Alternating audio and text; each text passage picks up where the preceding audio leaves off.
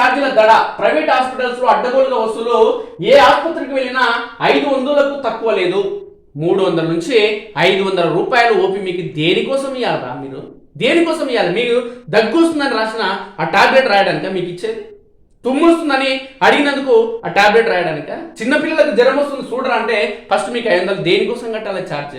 Medical షాపులు మీవే, ఆసుపత్రి మీదే, అందులో దుబ్బుతూనే ఉంటుంది, మళ్ళీ ఓపీ ఛార్జీలు మీకే. నాశనం అవుతారు, పాపం మూట కట్టుకుంటారు. మీ కుటుంబం, మీ పిల్లలపైన ఈ ఎఫెక్ట్ పడుతుంది, మీ జీవితాలపైన ఈ ఎఫెక్ట్ పడుతుంది, మీ కుటుంబాలు బాగుండవు, నాశనం అయిపోతాయి. కాబట్టి తస్మత్ జాగ్రత్త. డాక్టర్లు రారా కొంచెం దోసుకోండి, కానీ తక్కువ దోసుకోండి, లేకుంటే మీ పేద ప్రజల ఉసురు, రైతులు, కార్మికులు, రోజువారీ కూలి పనులు చేసుకుని బతికేటోళ్ళు మీ ఆసుపత్రికి ఒక రోజు వస్తే వారు 5-6 నెలలు లేదంటే సంవత్సరం మొత్తం పనిచేసిన మీ ఒక్కరోజు బిల్లు చెల్లించలేని దుస్థితిలో ఉన్నారు.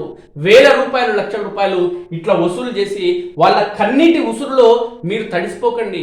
వాళ్ళ కన్నీటి ఉసురులు తడిసిపోతే మీ కుటుంబాలు బాగుపడవు, మీ కుటుంబాలు నాశనం అవుతాయి. ఇప్పటికైనా దయచేసి అర్థం చేసుకోండి. చాలా మంది కుటుంబాలు ఇట్లనే తయారైనాయి.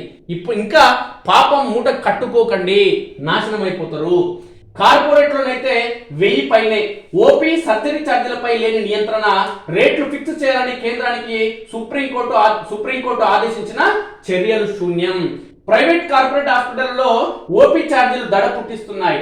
ఏదైనా నొప్పి, జ్వరం అంటూ సాధారణ చెకప్ కు వెళ్ళిన ఆసుపత్రులు అడ్డగోలుగా వసూలు చేస్తున్నాయి. ఇక ఎమర్జెన్సీ టైంలో వెళ్తే మరింత ఎక్కువగా ఫీజులు గుంజుతున్నాయి. హైదరాబాద్ తో పాటు జిల్లాలోని ప్రైవేట్ కార్పొరేట్ హాస్పిటల్స్ లో సైతం ఓపీ ధరలు ఇష్టారీతిగా పెంచుకుంటూ పోతున్నాయి. హైదరాబాద్ లో ఏదైనా ప్రైవేట్ హాస్పిటల్లో స్పెషలిస్ట్ ఓపీ కావాలంటే కనీసం 500 కట్టాల్సిందే. అదే కార్పొరేట్ హాస్పిటల్లో పేరున్న డాక్టర్ అయితే 1000 నుంచి 1500 దాకా ఉంటుంది. అది కూడా కేవలం పేషెంట్ ను నిమిషం 2 నిమిషాల్లోపు చూసేసే బ్లడ్ టెస్ట్ లేదంటే ఇతర టాబ్లెట్స్ రాసి పంపించేస్తున్నారు. ఒక్క విజిట్ తో 5000 నుంచి 10,000 ఖతం. సాధారణ చెకప్ల కోసమని ప్రైవేట్ కార్పొరేట్ హాస్పిటల్స్ కు వెళ్తే ఒక్క విజిట్ లోనే కనీసం 5,000 ఖర్చు అవుతుంది. హైదరాబాద్ లో ఉన్న వివిధ ప్రైవేట్ హాస్పిటల్స్ లో ఓపీకి వెళ్ళిన 10 మందితో మాట్లాడగా వారికి ఒక విజిట్ లోనే ఓపీతో కలిపి 5 నుంచి 10,000 ఖర్చు అవుతున్నట్లు పేర్కొంటున్నారు. వీరిలో ఒకరు బాడీ పెయిన్స్ తో స్పెషలిస్ట్ డాక్టర్ దగ్గరకు 1000 ఓపీ తీసుకున్నారు. ఆయన ఒక నిమిషం పరీక్షించే బ్లడ్ టెస్టులు, ఎంఆర్ఐ, అదేవిధంగా ఈఎంజీ టెస్టులు రాశారు. వీటికే దాదాపు 8,000 అయింది.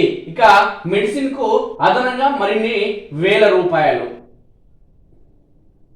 ఒకవేళ అదే స్పెషలిస్ట్ డాక్టర్ దగ్గరకు ఎమర్జెన్సీ టైంలో వెళ్తే ఓపీ పేరుతోనే 2,000 దాకా వసూలు చేస్తున్నారు.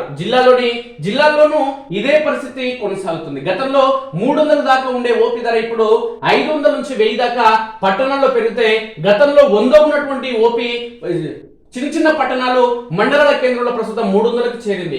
కరోనా తర్వాత నుంచి ప్రైవేట్ హాస్పిటల్స్ లో ఓపీ ధరలను అంతకంతకు పెంచుకుంటూ పోతున్నారు. సోషల్ మీడియా ఫాలోవర్స్ ఉన్న డాక్టర్ అయితే అసలు అపాయింట్మెంట్ దొరకడమే కష్టం అంటూ హైప్ క్రియేట్ చేస్తూ ఇష్టారీతన డబ్బులు గుంజుతున్నారు. దృష్టి పెట్టని వైద్య ఆరోగ్య శాఖలో అధికారులు దొంగలు. ఈ దొంగ అధికారులకు ప్రతి ప్రైవేట్ ఆసుపత్రి నుంచి ప్రతి నెల డబ్బులు పోతాయి, ప్రతి ఆర్ఎంపీ డాక్టర్ నుంచి డబ్బులు పోతాయి. అందుకే ఈ దొంగలు ఏం పట్టించుకోరు. ప్రైవేట్ కార్పొరేట్ హాస్పిటల్స్ లో ఓపీ ధరలు, సర్జరీల రేట్లపై రాష్ట్ర ప్రభుత్వానికి నియంత్రణ లేదు. కేవలం ఆరోగ్యశ్రీ పరిధిలో రేట్లను ఫిక్స్ చేసి దాని కింద ఎంత అవుతుందో అంత మొత్తం ఆయా హాస్పిటల్స్ కు నిధులు రిలీజ్ చేస్తుంది. దీంతో ఓపీ సర్జరీలకు ఆసుపత్రులు తమకు ఇష్టం వచ్చినట్లు వసూలు చేస్తున్నాయి. కేంద్ర ప్రభుత్వం రేట్లు ఫిక్స్ చేయాలని గత ఏడాది సుప్రీంకోర్టు స్పష్టం చేసింది. అయితే ఇంతవరకు ఆ దిశగా చర్యలు తీసుకున్న దాఖలాలు లేవు. రాష్ట్ర ప్రభుత్వం కూడా క్లినికల్ ఎస్టాబ్లిష్మెంట్ యాక్ట్ ప్రకారం చర్యలు తీసుకునే అవకాశం ఉన్నా పట్టించుకోవడం లేదన్న విమర్శలు వస్తున్నాయి. అన్ని ప్రైవేట్ కార్పొరేట్ హాస్పిటల్స్ లో తీసుకున్న పర్మిషన్లకు అనుగుణంగా ఉన్నాయా లేదంటే నిబంధనలు పాటిస్తున్నాయా లేదా అనే అంశంపై మానిటరింగ్ చేస్తూ వైద్య ఆరోగ్య శాఖ తనిఖీలు చేస్తే కొంత ఉపయోగకరంగా ఉందంటున్నారు. వీళ్ళు తనిఖీలు చేస్తే పొద్దుందలు పోయేటప్పుడు డబ్బులు జేబులు ఇంతాయి, అకౌంట్లో ఫోన్ పేలు డబ్బులు వస్తాయి తప్ప మార్పు రాదు మిత్రులారా. ఎందుకంటే వీళ్ళే పెద్ద దొంగలు కాబట్టి. ఇష్టారీతన వసూలు చేస్తున్న ఫీజులపైన ప్రశ్నిస్తే కొంతమేర అయినా తగ్గుతాయని చెప్తున్నారు. అయితే ఆ దిశగా వైద్య ఆరోగ్య శాఖ దృష్టి సారించడం లేదు. దృష్టి సారించినా పైసలు గుంజుగా పోతారు. దృష్టి సారిస్తే డబ్బులు ఎక్కువ సేయాలకు తప్ప ప్రజలకు మేలు జరగదు. ఫీవర్ దగ్గు ఉందని పోతే 5,000 బిల్లు, దగ్గు ఫీవర్ ఉందని ఒక కార్పొరేట్ హాస్పిటల్ కు ఒకరు వెళ్ళగా ఓపీకి 1000 ఫీజుతో పాటు బ్లడ్ టెస్టులు, పారాసిటమాల్, యాంటీబయాటిక్, ఇతర టాబ్లెట్లు, సిరప్లకు కలిపి 5,000 అయ్యాయి. చెస్ట్ పెయిన్ వస్తున్నదని రాత్రి 9 గంటలకు సికింద్రాబాద్ లోని ఓ కార్పొరేట్ హాస్పిటల్స్ కు బాధితుడు వెళ్ళగా ఎమర్జెన్సీలో వైద్యం అందించారు. Emergency OP, ECG, 2D echo, ఇతర బ్లడ్ టెస్టులు చేసి ఏం లేదని తేల్చారు. 12,000 బిల్లు చేసి అదే రోజు రాత్రి 11:30 గంటలకు డిశ్చార్జ్ చేశారు. ఇలా హైదరాబాద్ లోనే కాదు జిల్లాల్లోనూ జరుగుతున్నది.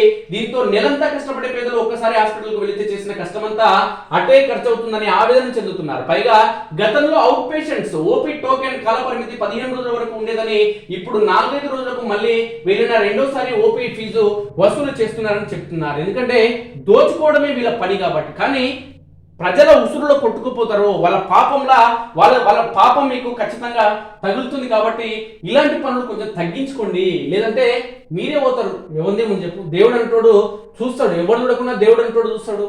కాబట్టి శిక్ష అనేది తప్పదు. ఆ శిక్షలో వాళ్ళ కన్నీటిలో మీరు కొట్టుకుపోక తప్పదు.